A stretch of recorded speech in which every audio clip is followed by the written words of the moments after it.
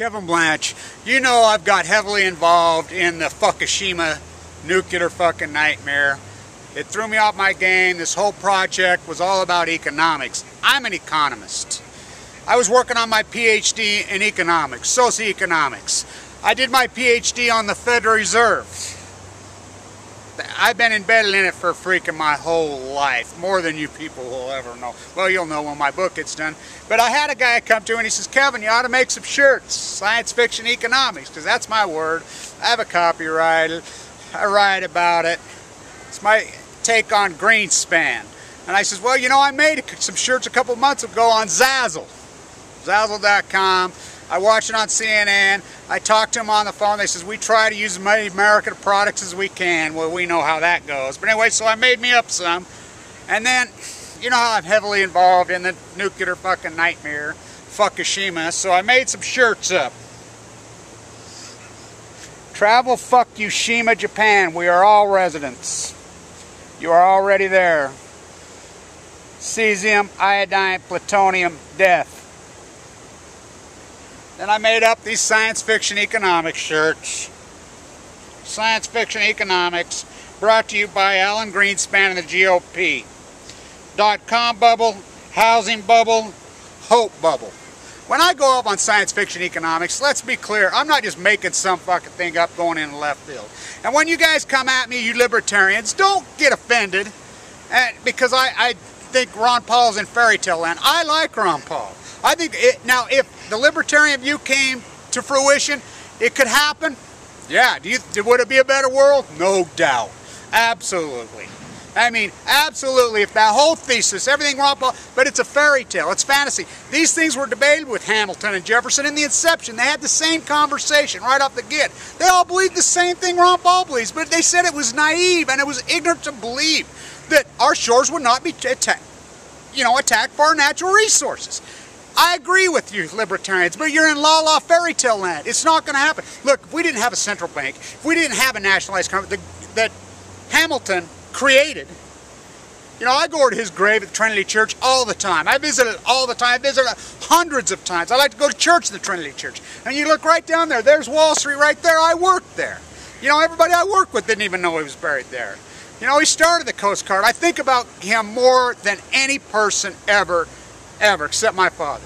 I think about him in the context of America more than anything. I think of him as the historian. I think of him as the economist. I think of him as the soldier, the great colonel. I think of him as the speechwriter. You know, he wrote Washington's one of the greatest speeches ever given when he left office. He was an immigrant. He didn't even he didn't know who his father was. You know, but he was a realist. Was he radical at the end of his life? Oh yeah. And to all you writers and economists, just remember one thing. Any of you people that believe that he did not miss Burr on purpose, you're crazy. He missed Burr on purpose. That's what I love so much about him. When it all came right down to it, his soul came out, just like his son missed on purpose. I am an economist. I am deep bedridden. That mountain right there is named after the greatest economist, the second greatest American man in American history. I pour this out in my book. I really get into it. But the reason I get so impassioned, and I use the F word every other fucking word when it comes to the Fukushima nightmare and BP, because, look, as economics go, as sex goes, as politics go, we can kind of hide in our own little world. Not when it comes to fucking the environment. It really, when I speak of this, it's so impassioned, it comes from my soul. I have been emotionally drained and exhausted over this Fukushima thing. With these rants that I go off, they're right from the soul. Same with BP. It really, really is in my gut. And I am knowledgeable about it. I am educated about it for my whole life. I've been seriously interested in nuclear energy my whole life. I was a smart kid when I was a kid. I was involved in that freaking movement. I felt in my soul it was wrong then. It came to fruition. Then my father was killed, the Marine, nuked to death. You know, it really is. I had a guy give me an email the other day. He said, Kevin, thanks for all your hard work. And I said, you don't even know how much that means to me. Because this has been hard work, and this has drained me emotionally. I mean, it took me off my game. My PhD, you know, I finished it right thereabouts within days when this happened. You know, so that's who I am. That's where I am now. My Zazzle account is called Post Ignorance. That's the name of my PhD. I posted my PhD. My book's on freaking Lulu. You know, it's a teaching book. It's pretty out there. It's pretty radical, but, you know, I'm going to temporize it. I'm in the middle of writing a really in-depth book about the Federal Reserve. I've lived it, via bloodlines, via everything my whole life. I know more about it than you people will ever know. You'll know when I write the book. It's been in my life since I was a boy.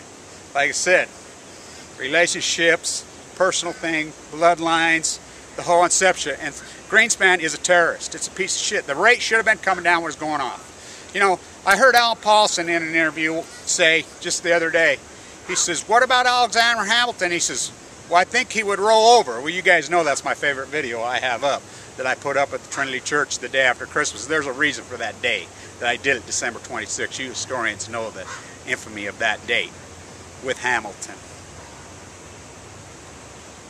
He would roll over in his freaking grave.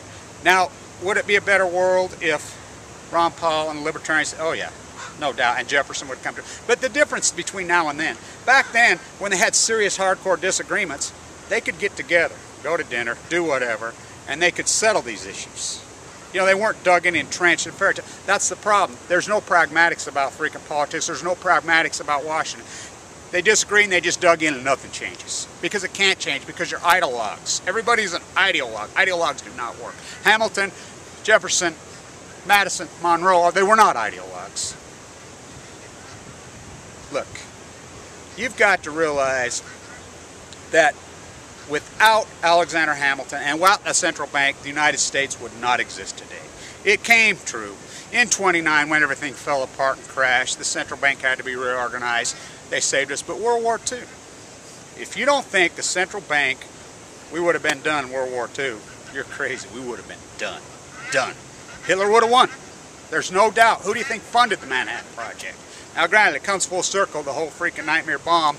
Here's my other shirt. A little tight on me. Travel fuckushima. It is an impassioned subject to me, and it means a lot to me, and the environment destroying it really fucking bothers me. Let's be real. Let's be pragmatic about things. Let's have intelligent conversations about the reality of the situation. Let's not go out into fairy tale land. Say, oh, let's destroy the Fed. Let's get rid of it. Let's go back to the gold standard. Let's go to that. Please. Please. Yeah, would it be a fairy tale world that would be better? Of course. There's 310 million of us. There's not 5 million of us. We need a central bank. Look at our military. You same people that are against the Fed are pro-military. They're both the same socialist system. You know, his thesis came true as far as the military. All of this came true as far as the military goes. We've been a socialized people from day one. You free market libertarians, la-la-ville. You want to create it, make it up as you go. Kevin Blanche.